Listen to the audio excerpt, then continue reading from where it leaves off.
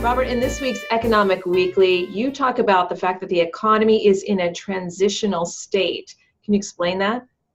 Yes, Susan. It feels like we're in an inflection point now where we're looking at a lot of data that is starting to shift a little bit.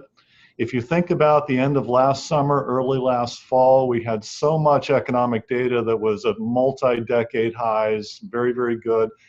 And sometimes when you're operating at very high levels, the only place to go is down. And we're starting to see a little bit of a slack developing here or there, a little bit of a downshift.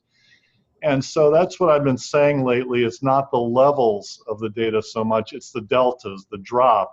And an example of that is consumer sentiment. We got last week, there was a big drop at the end of the week in consumer sentiment. Still a positive level, but it's going down. Let's move on to the government shutdown. How is that affecting the economy with employees now losing 2 paychecks? There's nothing short of absolute distress on the part of the families involved. That most U.S. families cannot absorb that kind of a hit, and it's very distressful, and it is definitely impacting purchasing power of 800,000 individuals and their families. That's the small issue, though, from a macro point of view. The bigger issue is just the general sand in the works. Permits aren't getting approved, processes aren't getting done, and then overall business and consumer sentiment. And then today we saw the air traffic back up due to TSA workers.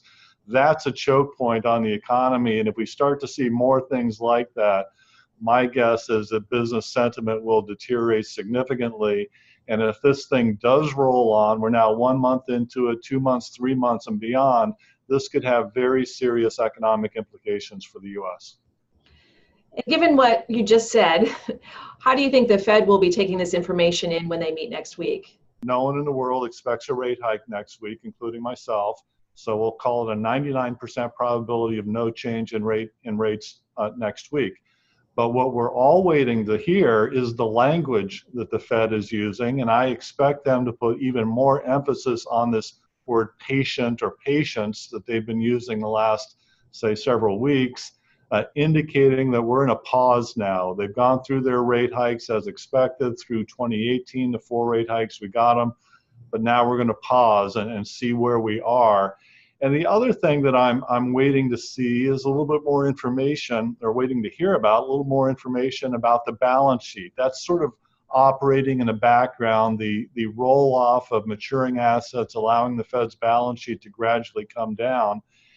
And what we haven't had to date is an endpoint. We don't know how far the Fed's going to let things go down. And we started $4.5 trillion. Do we go to 3.5, 2.5, 1? And I think we're going to start to get a better idea fairly soon of what that endpoint might be. And then further, I could say that the more distressed the economy feels, the higher that endpoint, the higher that finishing line is going to be for the Fed, which means the less runoff we will have, and they'll halt it sooner in order to cease any kind of drag. And I don't think there's a lot of drag to the economy from that, but any kind of drag from balance sheet reduction. That will be one of the things they'll be thinking about here at this meeting and meetings coming up.